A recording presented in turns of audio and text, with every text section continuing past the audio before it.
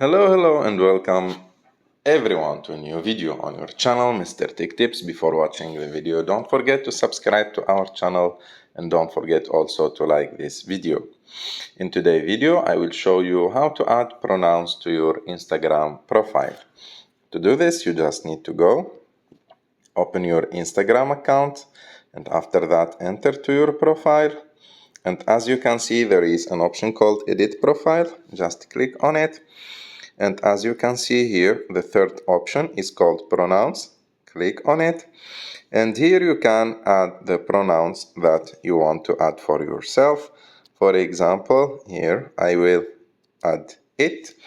And you can add any pronoun that you want. And after that, just click on the tick on the top right of the screen, like that. And as you can see, the pronoun is added to your profile successfully and it's displayed near to your username.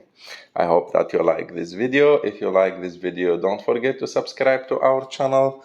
Don't forget to like this video and see you in the next one.